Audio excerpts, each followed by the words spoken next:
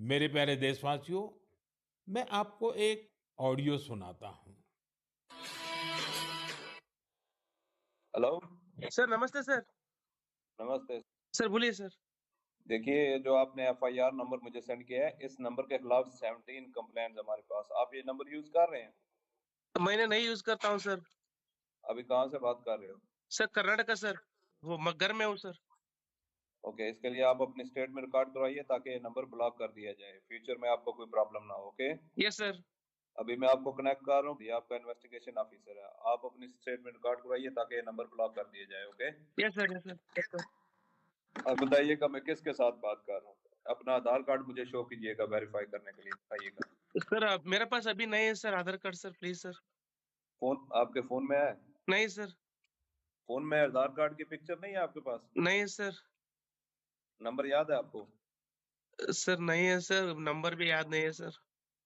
हमने सिर्फ वेरीफाई करना है। ओके, वेरीफाई करने के लिए नहीं सर। आप डरिए ना, डरिए ना। अगर आपने कुछ नहीं किया तो आप डरिए ना। हाँ सर हाँ सर। अगर आपके पास आधार कार्ड है तो मुझे दिखा दीजिए वेरीफाई करने के नहीं लिए। सर नहीं सर, मैं गांव को आया था सर, घर में है सर। Okay, coming. जय हिंद। इस व्यक्ति के वन साइड वीडियो का रिकॉर्ड करो as per the protocol. Okay, ये ऑडियो सिर्फ जानकारी के लिए नहीं, ये कोई मनोरंजन वाला ऑडियो नहीं है। एक गहरी चिंता को लेकर के ऑडियो आया है। आपने अभी जो बातचीत सुनी, वो डिजिटल अरेस्ट के फरेब की है। ये बातचीत एक पीड़ित और फ्रॉड करने वाले के बीच हुई है। डिजिटल अरेस्ट के फ्रॉड में फोन करने वाले कभी पुलिस, कभी सीबीआई, कभी नारकोटिक्स, कभी आरबीआई, ऐसे भांति भांति के लेबल लगाकर बनावटी अधिकारी बनकर बात करते हैं और बड़े कॉन्फिडेंस के साथ करते हैं। मुझे मन की बात के बहुत से श्रोताओं ने कहा कि इसकी चर्चा जरूर करनी चाहिए। आइए, मैं आपको बताता हूं ये फ्रॉड करने वाली गैंग काम कैसे करती है, ये खतरनाक खेल क्या है। आपको भी समझना बहुत जरूरी है, औरों को भी समझाना उतना ही आवश्यक है। पहला दाव, आपकी व्यक्तिगत जानकारी, वो सब जुटा करके रखते हैं। आप पिछले महीने गोवा गए थे, है ना? आपकी बेटी दिल्ली में पढ़ती है ना? वे आपके बारे में इतनी जानकारी जुटा कर रखते हैं कि आप दंग रह जाएंगे। दूसरा दाव, भय का माहौल पैदा करो। वर्दी, सरकारी दफ्तर का सेटअप, कानूनी धाराएं, वो आपको इतना डरा देंगे, फोन पर बातों बातों में आप सोच भी नहीं पाएंगे। और फिर उनका तीसरा दाव शुरू होता है। तीसरा दाव, समय का दबाव। अभी फैसला करना होगा, वरना आपको गिरफ्तार करना पड़ेगा। ये लोग पीड़ित पर इतना मनोवैज्ञानिक दबाव बना देते हैं कि वो सहम जाता है। डिजिटल अरेस्ट के शिकार होने वालों में हर वर्ग, हर उम्र के लोग हैं। लोगों ने डर की वजह से अपनी मेहनत से कमाए हुए लाखों रुपए गंवा दिए हैं। कभी भी आपको इस तरह का कोई कॉल आए तो आपको डरना नहीं है। आपको पता होना चाहिए, कोई भी जांच एजेंसी फोन कॉल या वीडियो कॉल पर इस तरह पूछताछ कभी भी नहीं करती। मैं आपको डिजिटल सुरक्षा के 3 चरण बताता हूं। ये 3 चरण है: रुको, सोचो, एक्शन लो। कॉल आते ही रुको, घबराए नहीं, शांत रहे, जल्दबाजी में कोई कदम न उठाएं, किसी को अपनी व्यक्तिगत जानकारी न दें। संभव हो तो स्क्रीनशॉट लें और रिकॉर्डिंग जरूर करें।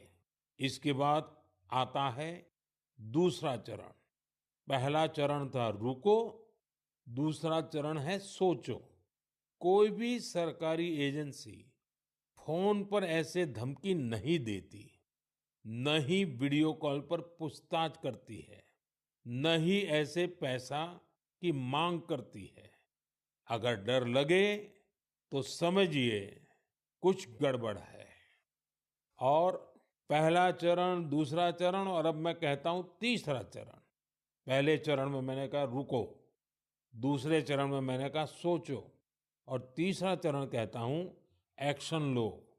राष्ट्रीय साइबर हेल्पलाइन 1930 डायल करें, cybercrime.gov.in पर रिपोर्ट करें, परिवार और पुलिस को सूचित करें, सबूत सुरक्षित रखें।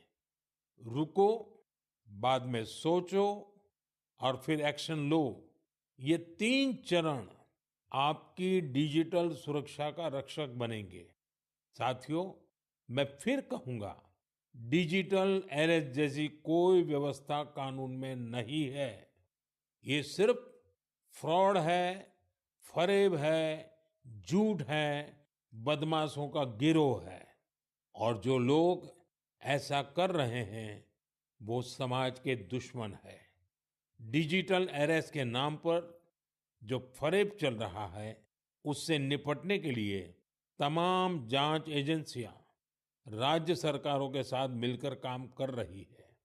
इन एजेंसियों में तालमेल बनाने के लिए नेशनल साइबर कोऑर्डिनेशन सेंटर की स्थापना की गई है।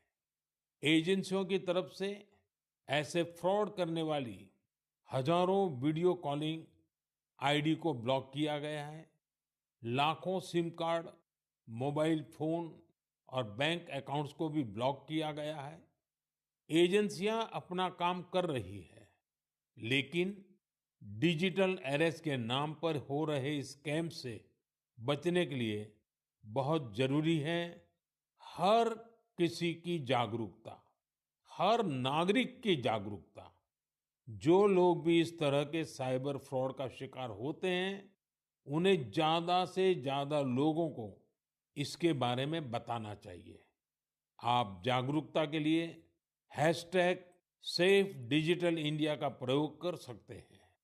मैं स्कूलों और कॉलेजों को भी कहूंगा कि साइबर स्कैम के खिलाफ मुहिम में छात्रों को भी जोड़े। समाज में सबके प्रयासों से ही हम इस चुनौती का मुकाबला कर सकते हैं।